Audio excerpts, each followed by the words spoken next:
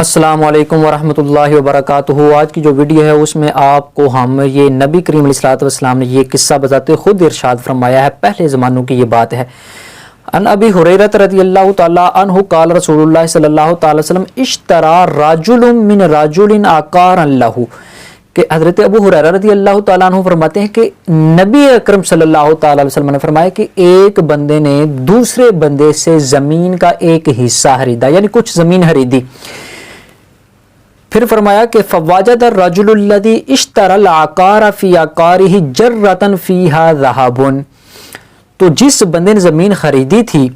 جب وہ اس کو ہل چلانے لگا یا بونے لگا کچھ کرنے لگا تو اس نے دیکھا کہ وہاں پر ایک مٹکا جو ہے وہ سونے کا اس کو ملا، یعنی اس کو وہاں پر ایک سونے سے بھرا ہوا مٹکا ملا، تھوڑا سونا بھی نہیں بہت بڑا، یعنی کثیر تعداد میں سونا ملا۔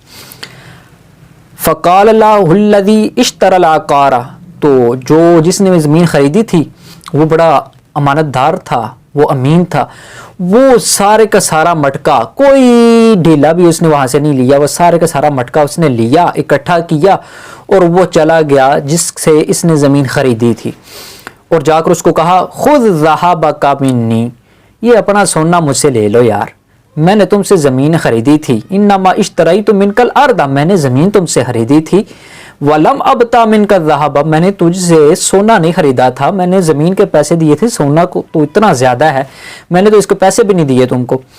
وقال الذی باع الارض، لیکن اب جس نے بیچا ہے اس نے کیا کہا ہے، یہ ذرا سوچنے والی بات ہے، یہ سمجھنے والی بات ہے، بڑی انٹرسٹنگ چیز ہے۔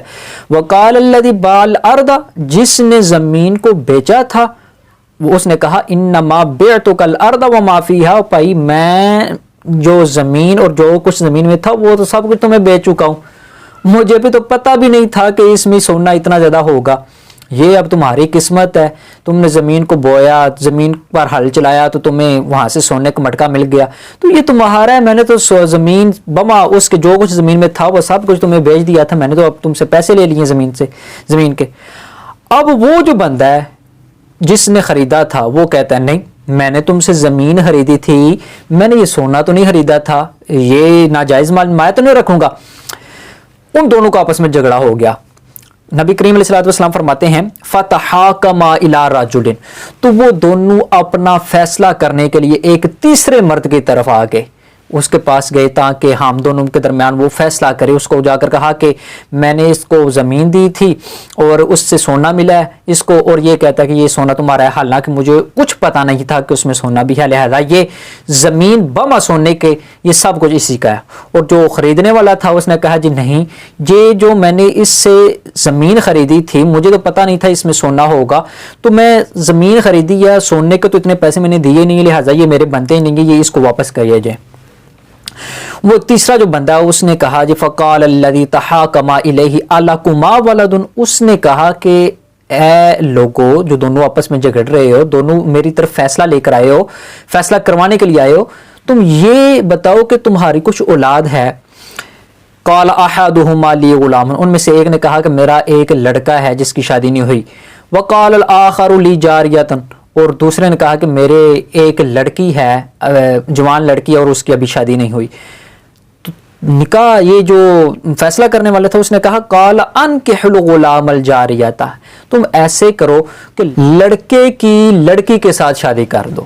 یعنی لڑکا بھی جوان ہے اور لڑکی بھی جوان ہے، شادی نہیں ہوئی لہذا اس کی شادی کر دو۔ وَأَنفِقُوا عَلَىٰ أَنفُسِهِمَا مِنْهُ وَتَصَدَّقَا، اپنے اوپر خرچ کرو، ان کو کہو کہ خود پر خرچ کریں، اپنے جو اولاد وغیرہ ہوگی اس کو کھلائیں پلائیں، وَتَصَدَّقَا، کچھ صدقہ بھی کر دو۔ یہ نبی کریم علیہ الصلوۃ والسلام نے بڑا کمال کا قصہ بیان فرمایا۔ اب یہ قصے سے ہمیں کیا جو فوائد حاصل ہوتے ہیں، ایک تو یہ چیز کہ صلح کروانی چاہیے، نبی کریم علیہ الصلوۃ والسلام نے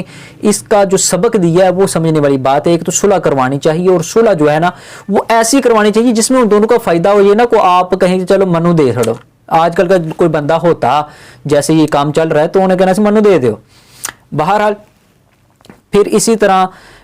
دوسرا جو یہاں سے ہمیں سبق ملتا ہے وہ یہ ہے کہ دفینہ جو ہے وہ مالک کو لوٹا دیا جائے۔ ایک سبق یہاں سے یہ ہمیں حاصل ہوتا ہے کہ دعویٰ کرنے والوں کو سالس کرنا چاہیے، یہ نہ ہو کہ میں دعویٰ کر رہا ہوں آپ سے کہ یہ چیز میری ہے، آپ کہیں کہ یہ چیز میری ہے، تو ہم دونوں کو آپس میں لڑائی ہو جائے گی، جھگڑا ہو جائے گا۔ تو ہمیں چاہیے کہ لڑنے سے بہتر یہ ہے کہ ہم ایک تیسرے بندے کو ثالث قرار دیں، ثالث بندہ ہو، تیسرا بندہ ہو، اس کو منصف بنائیں، اس کو جا کر اپنا ماجرا بتائیں، اور وہ جو فیصلہ کرے گا اس پر کاربند ہوں، اور وہ منصف ہونا چاہیے، انصاف پسند ہونا چاہیے۔ اللہ تبارک و تعالیٰ کی بارگاہ میں دعا ہے کہ ہمیں اس حدیث پر عمل کرنے کی توفیق عطا فرمائے، اس سے حاصل ہونے والے سبق پر عمل کرنے کی توفیق عطا فرمائے۔ السلام علیکم ورحمۃ اللہ وبرکاتہ۔